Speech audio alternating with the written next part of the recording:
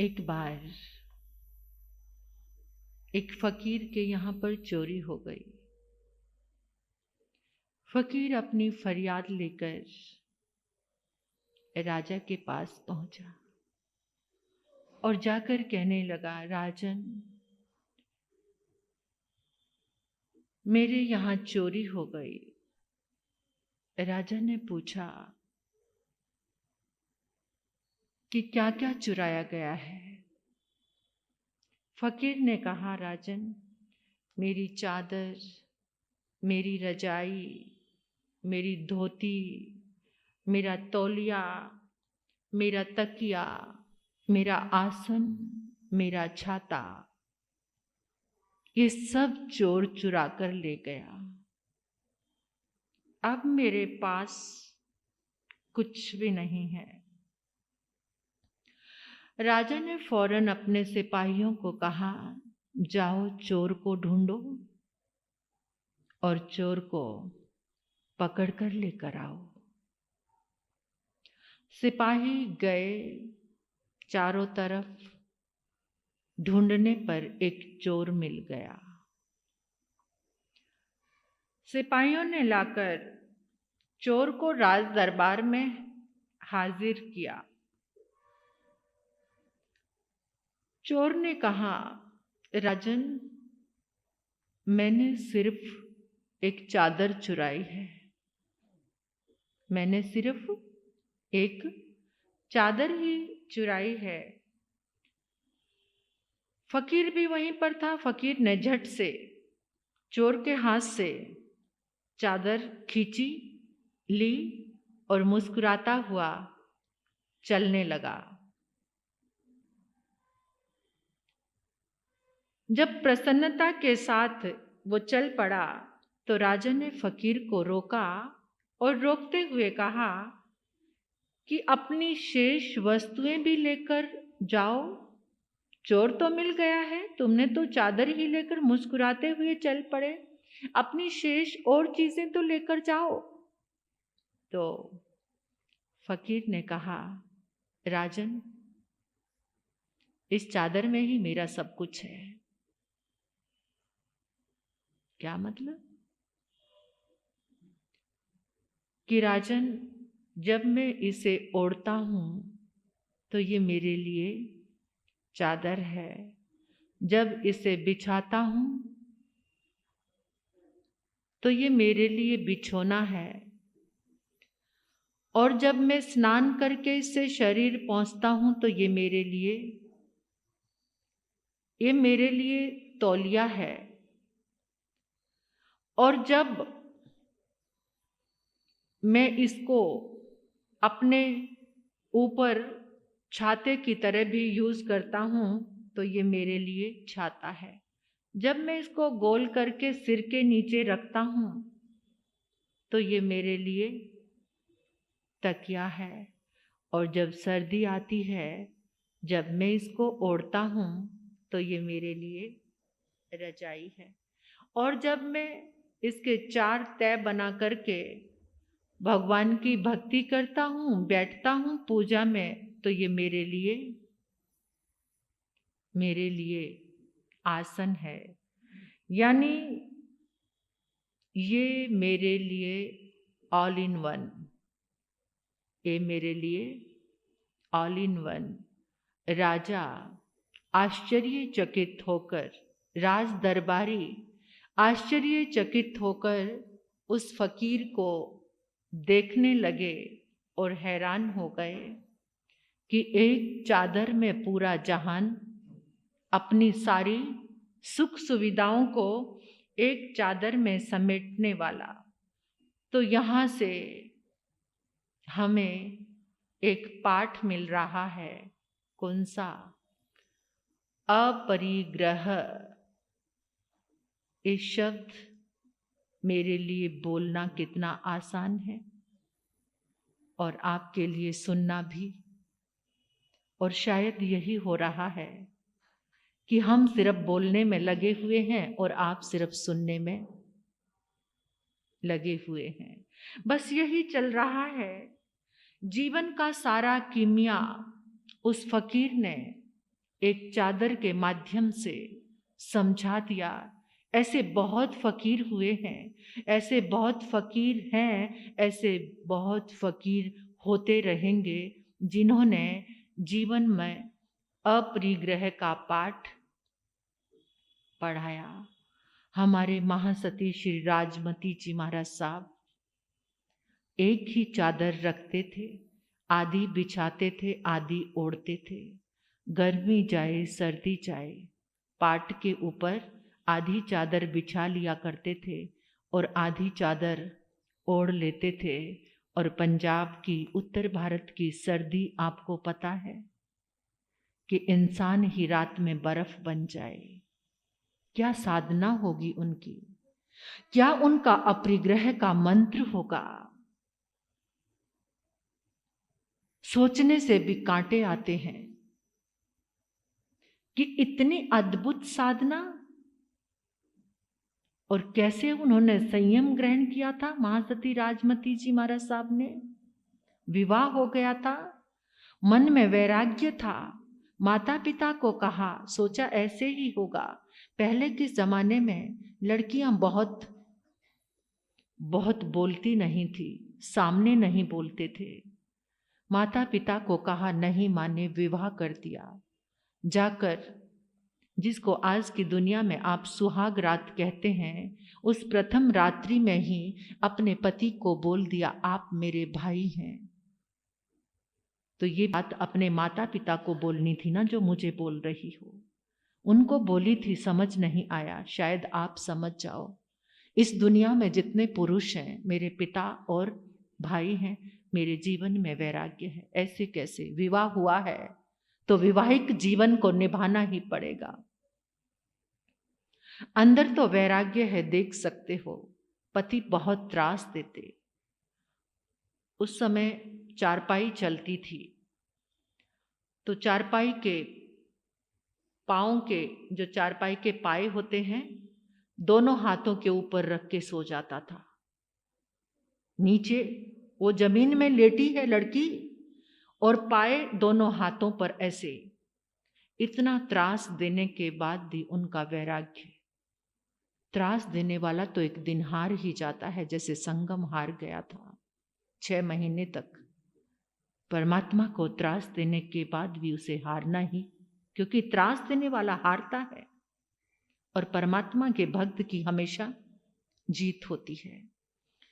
वो साध्वी बन गए थे, आज्ञा मिल गई थी, लेकिन एक चादर का परिमाण कर लिया और कुछ भी लगाना नहीं। और जब कोई तकलीफ होती थी तो दवा के रूप में आइंबिल ग्रहण कर लेते थे। और जब श्रावक जी आकर पूछते थे, महासती जी वैद्य को बुला देते हैं, पहले वैद्य लोग से ही उपचार हुआ करता था, ये डॉक्टरों की बाढ़ तो अब आ गई है और हर कोई व्यक्ति सोचता है कि मेरे घर से एक डॉक्टर बने। तो उस समय वैद्य आते थे, आंखें देखने से, नाड़ी देखकर ही पहचान जाते थे। और आज तो इतनी मशीनों से इतने टेस्ट होते हैं, तब भी समझ आना और बीमारी का निदान। जो पहले की गहराई और एकाग्रता थी वो अद्भुत थी। आज तो कितने डिग्रियां खरीदी हुई हैं, पैसे में बिकी हुई हैं। वो क्या जानेंगे, वो क्या टेस्ट करेंगे और क्या तो इलाज करेंगे। जो बिकी हुई चीज क्या तुम्हारा इलाज करेगी। जहाँ एकाग्रता से साधना हुआ करती थी, वहाँ इलाज भी संपन्न हुआ करते थे। आज सब कुछ इस दुनिया में बिकाऊ है, खरीदा हुआ है। अपनी मेहनत का तो बहुत कुछ कम है। तो इसलिए वो आइंबिल ग्रहण कर लिया करते थे। आइंबिल, ऐसे उनका उपचार, वैद्य को भी नहीं बुलाते थे। तो ऐसे ये अपरिग्रह। लेकिन आज सबके पास क्या है, all in all, all in all, all in one नहीं, ऑल इन ऑल। मतलब बहुत में बहुत, और इतना बहुत होने के बाद, जैसे वस्तु का अभाव नहीं है आपके पास, अपने दिल से हम सब के लिए बात है। वस्तु हमारे पास कोई अभाव नहीं है, लेकिन फिर भी अभाव है, फिर भी अभाव है। कि अभी इच्छा शेष है अभी कुछ भी पूरा अपने आप को देखकर देखो। हम सब जितने यहाँ पर बैठे, हम सब यहाँ जितने बैठे हैं, क्या हम संतुष्ट हैं? क्या हम सेटिस्फाइड हैं? क्या हमारी कोई इच्छा नहीं है? देखो अंदर से कोई ना कोई इच्छा हम सबकी जरूर है। और आज से नहीं, अनादि काल से एक सिद्धांत को आप नोट करना, जितनी सामग्री बढ़ती जाएगी उतनी अशांति बढ़ती जाएगी। जितनी सामग्री बढ़ती जा रही है उतनी ही अशांति बढ़ती जा रही है। सामग्री बढ़ाई तो इसलिए थी कि सुख मिले, लेकिन सुख फिर भी नहीं मिला। सुख का एक ही मंत्र है, अगर सामग्री को घटाना शुरू कर देते हैं तो सुख मिलना शुरू हो जाता है। जिन भी महापुरुषों ने सामग्री को त्याग दिया, उनको सुख और शांति प्राप्त हो गई। सुख शांति, भगवान महावीर का सुख का एक ही संदेश है कि जितने सुख सुविधाओं के गणित को बदल दो, बस तुम्हें शांति मिल जाएगी। सुख शांति उन्हीं को मिला करती है जो भोग सामग्री का त्याग करते हैं। जितनी भोग की सामग्री है वो आज हमारी और ज़्यादा बढ़ती चली जा रही है। आप देखें, आपके घर में जितने रूम्स हैं उतने ही क्या है, एलईडी, उतने ही एलईडी हैं। सोफे कितने हैं घर में, सोफा सेट कितने यूज में आते हैं, कितने चेयर सेट हैं, कितने डिनर सेट हैं और कितने ज्वेलरी सेट हैं। जितने जितने सेट हैं उतना ही माइंड अपसेट है। जितने सेट आ गए उतना माइंड अपसेट। सेट घर में बढ़ाते जा रहे हैं और माइंड अपसेट करते जा रहे हैं। बस यही हमारा सब कुछ चल रहा है। पहले का जमाना कैसा था, एक तरह का ही नाश्ता बनता था तो सब उसमें संतुष्ट हो जाते थे। आज आपके घर में जितने बच्चे हैं, हर किसी की रिक्वायरमेंट अलग है। कितनी तरह के नाश्ते बन रहे हैं, है ना? आपके रसोई घर में कितनी तरह के नाश्ते, कितनी तरह का भोजन। एक साग रोटी बनती थी और सब उसमें संतुष्ट, भर पेट, इतनी ऊर्जा। आज कितनी वैरायटी है और फिर भी असंतुष्टि, फिर भी भूखे ही रहते हैं, फिर भी खाली रहते हैं। जो भोगता है वो खाली रहता है, जो त्याग करता है वो भर जाता है। बस यही भगवान महावीर का गणित है। इसी बात को महामहोपाध्याय श्री यशो विजय जी महाराज साहब ने अपने ज्ञान सागर में लिखा है कि वस्तुओं के संयोग से पूर्णता मानने वाला व्यक्ति हमेशा आत्म आनंद से वंचित रहता है। वस्तुओं का संयोग, उसमें सुख जब तक ढूंढते रहो और एक दिन खाली ही रह जाओगे। वस्तुओं की वृद्धि है जो आत्म गुणों को विकसित नहीं होने देती। वस्तुओं की वृद्धि आत्म गुणों की हानि करती है। सामग्री का जब तक त्याग नहीं करेंगे तब तक आत्म गुणों की वृद्धि हमारे पास हो ही नहीं सकती। इसलिए अगर इंसान अपने गुणों को बढ़ाना चाहता है, अपने जीवन को मूल्यवान बढ़ाना चाहता है, परमात्मा के पावन पद को प्राप्त करना चाहता है, तो उसे बढ़ी हुई सामग्री के जो मूल्य हैं उनको घटाना पड़ेगा। यानी अर्थ को समझना पड़ेगा।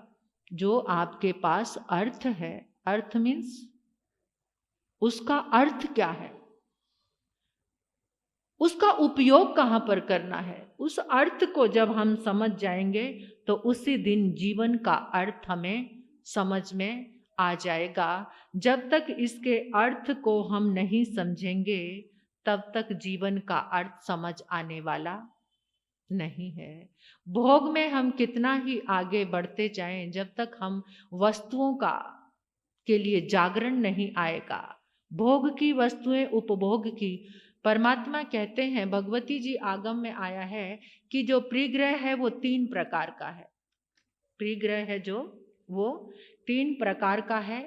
एक तो है कर्म का परिग्रह है, एक वस्तु का परिग्रह है और एक इच्छा का परिग्रह है। कर्म का परिग्रह यानी हर समय हमारे नए नए कर्मों का बंध होता जा रहा है। जो हमारी भोग भावना है उसके कारण नए नए कर्मों का बंध हो रहा है, और जहाँ नए नए कर्मों का बंध हो रहा है वहाँ कर्म का परिग्रह बढ़ता ही चला जा रहा है। दूसरा है वस्तु का परिग्रह। वस्तु का परिग्रह, जितनी वस्तुएं हैं आपके आसपास उनसे जितनी आसक्ति है वो परिग्रह है। तीसरा है शरीर का परिग्रह। शरीर, शरीर को संवारना, शरीर को सजाना, शरीर की देखभाल के लिए ही सुबह हो रही है, शाम हो रही है, रात हो रही है, दिन हो रहा है। किसके लिए? इस शरीर के लिए। ये 3 परिग्रह इंसान को चैन लेने नहीं देते। कहते हैं कि अमेरिका का एक धन कुबेर जिसका नाम रथचाइल्ड, वो मरण शैया पर पड़ा हुआ, उसका दोस्त आता है उसके पास, बिल्कुल अंतिम सांसें गिन रहा था आकर। कभी आपने नाम सुना हो रथचाइल्ड? अंतिम सांसें गिन रहा था। तो दोस्त ने आकर पूछा, तुमने जिंदगी में कितनी अद्भुत उपलब्धि की, तुम्हारा जन्म कितनी गरीबी में हुआ था, तुमने अपने मेहनत से इतना कमाया कि तुम शिखर पर पहुंच गए, धन कुबेर बन गए। मैं तुमसे पूछना चाहता हूं, क्या अंतिम कोई इच्छा है जो तुम्हारी अधूरी रह गई है? कोई ऐसी आकांक्षा कि जो पूरी ना हुई हो, या तुम्हारी अधूरी कोई इच्छा जिसे तुम छोड़कर जा रहे हो और छोड़कर जाना नहीं चाहते? रथचाइल्ड ने एक गहरी लंबी सांस ली और कहने लगा, दोस्त, मेरी केवल एक ख्वाहिश अभी अधूरी रह गई। क्या तेरे जैसे इंसान की भी कोई ख्वाहिश अधूरी है? कहते, हाँ, मेरी एक ख्वाहिश अधूरी है। क्या? मैंने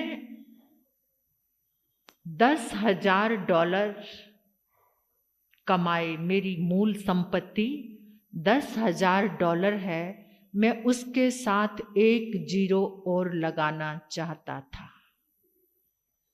$10,000 के साथ 1 जीरो, 1 बिंदी और लगाना चाहता था। बस मेरी ये मुराद अधूरी रह गई, इसलिए मुझे बहुत अफसोस। इससे गहरा मिथ्यात्व, इससे गहरा पाप, इससे गहरा दुर्भाग्य और क्या हो सकता है? पता है वो $10,000 अब किसके काम आएंगे? और वो मृत्यु की शैया पर पड़ा है। ये विज्ञान युग में आज के वैज्ञानिक युग का रथचाइल्ड और मध्यकालीन युग का सिकंदर आपको याद होगा कि जो विश्व विजेता बनना चाहता था, पूरी दुनिया को जीतने की जिसकी चाह थी, पर वो जीत नहीं पाया और बीच में ही मर जाता है वो। लेकिन इच्छा, विश्व विजेता बनने वाले सिकंदर की भी इच्छा अधूरी रह गई और रथचाइल्ड की भी कामना अधूरी रह गई। और भगवान महावीर के युग में मम्मन सेठ सुना है? नहीं सुना? मम्मन सेठ बैल की जोड़ी तैयार कर रहा था। एक बैल कैसी? कौन सा बैल? सोने चांदी हीरे मोती रत्नों का बैल। एक बैल तो तैयार कर लिया, दूसरा बैल आधा हो गया और उसके बाद वो मम्मन सेठ दुनिया से चलता बना अपनी अधूरी इच्छा लेकर कि मैं 2 बैलों की जोड़ी पूरी बनाना सका। पौराणिक युग में राजा ययाति 1000 वर्ष तक सुख भोगने के बाद भी उसकी इच्छा अधूरी ही। सुख भोगने की 1000 वर्ष तक उसने सुख भोगा, लेकिन बाद में भी सुख भोगने की जो उसकी इच्छा अतृप्त रह जाती है। तो ये इससे प्रमाणित होता है, पूर्णतः प्रमाणित होता है, अतृप्त रहना, अधूरा रहना ये कामना की नियति है। इच्छा की नियति क्या है? अधूरा रहना, अतृप्त रहना, बिना कामना के रहना। इन्हीं भोगों ने, इन्हीं भोगों ने, इन्हीं भोगों ने, इन्हीं भोगों ने, इन्हीं भोगों ने तो छीना सर्वस्व तेरा। इन्हीं भोगों ने तो छीना सर्वस्व तेरा। हमरी न मानो मछलिया से पूछो, मछलिया से पूछो, रसना के वश कर दीना सर्वस्व तेरा। रसना के वश कर दीना सर्वस्व तेरा। इन्हीं भोगों ने, इन्हीं भोगों ने, इन्हीं भोगों ने, इन्हीं भोगों ने, इन्हीं भोगों ने तो छीना सर्वस्व तेरा। इन्हीं भोगों ने तो छीना सर्वस्व तेरा। इसलिए सावधान, परमात्मा कह रहे हैं सावधान, सावधान हो जाइए। अपरिग्रह परिमाण व्रत,